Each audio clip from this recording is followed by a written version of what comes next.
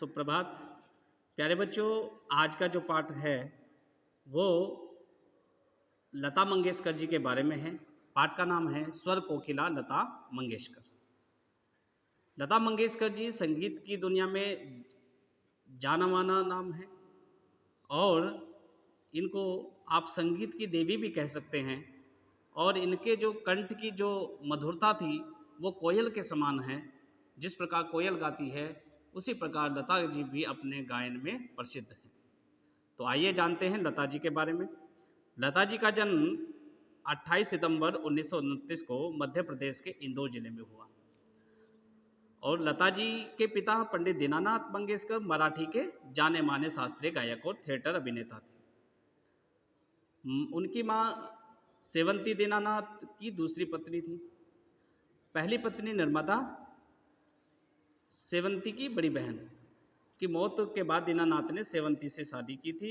लता माता पिता की 5 संतानों में से सबसे बड़ी थी और छोटे भाई बहन मीना, आशा, उषा और हृदयनाथ भी संगीत की दुनिया में लोकप्रिय हैं।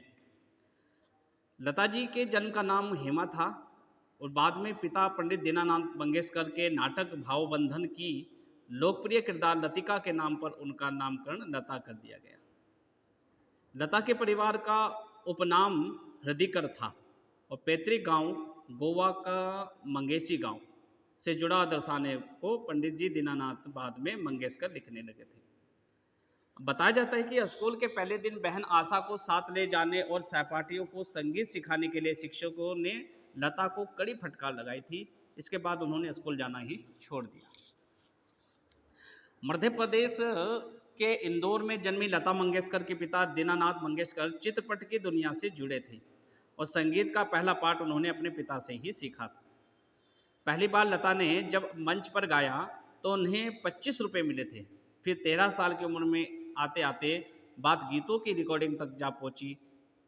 इसी उम्र में सन 1942 में उन्होंने एक मराठी फिल्म के लिए एक गीत रिकॉर्ड किया, पर रिलीज पर वह गीत फिल्म से निकाल दिया गया। इस घटना के कुछ समय बाद पिता चल बसे और भाई बहनों में बड़ी बहन के नाते पूरी जिम्मेदारी अब लता के कंधों पर थी।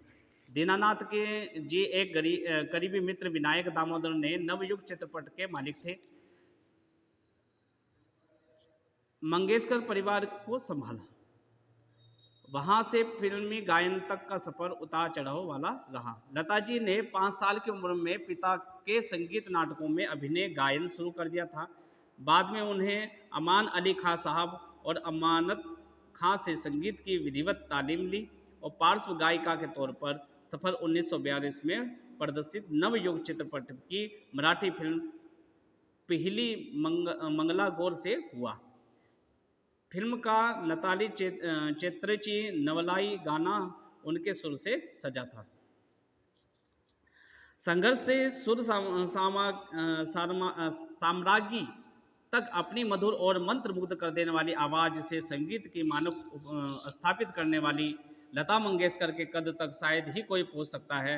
उन्होंने अपने जीवन में कई संघर्ष झेले लेकिन कभी हार नहीं मानी।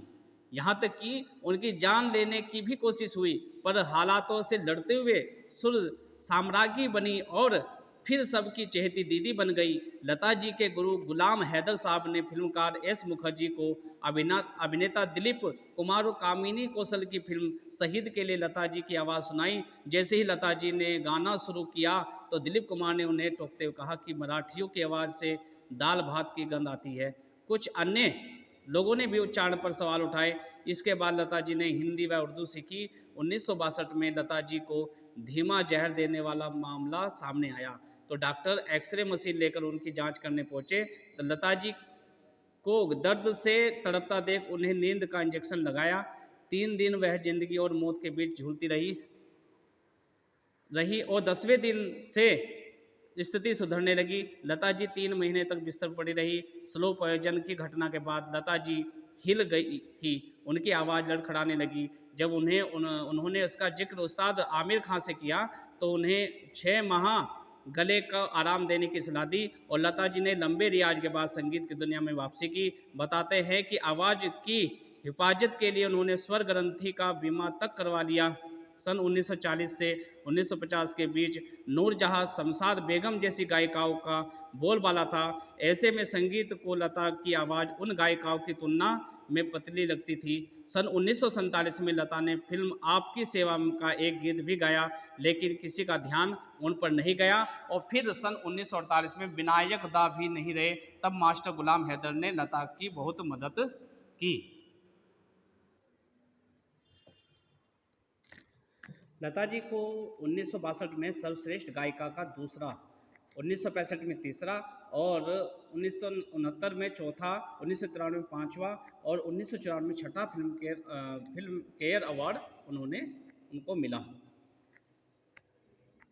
स्वर कोकिला लता मंगेशकर जी ने 6 फरवरी 2022 को मुंबई के बीच कैंडी अस्पताल में 92 वर्ष की आयु में अंतिम सांस ली और इन्होंने 36 भाषाओं में 30,000 से भी ज़्यादा गानों को अपनी आवाज़ दी। लता को संगीत के अलावा खाना पकाने और फोटो खींचने का भी बहुत शौक था। स्वर कोकिला लता मंगेशकर ने तमाम अभिनेता अभिनेत्रियों की तारीफ में लिखे सैकड़ों गाने गाए, लेकिन एक कविता ऐसी है जो उनकी लिखी हुई थी। इसमें लता को बुना गया, लता को रचा गया और कविता बताती है कि लता क्या है, कैसी हैं। यह कविता गीतकार आनंद बख्शी 1973 में लिखी थी, लेकिन उन्होंने लता को यह कविता 2001 में भेंट की जब उन्हें पद्म भूषण से नवाजा गया। ये गुलशन में बाद ए सबा गा रही है, के पर्वत पर काली घटा गा रही है। ये झरने ने पैदा किया तरन्नुम, ये की नदियाँ की कोई गीत सा गा रही हैं। ये माहीवाल को याद करती है सोहनी कि मेरा भजन श्याम का गा रही हैं। मुझे जाने क्या क्या गुमा हो रहे हैं, नहीं और कोई लता गा रही है। यूं ही काश गाती रहे ये हमेशा, दुआ खुद ये दुआ गा रही है।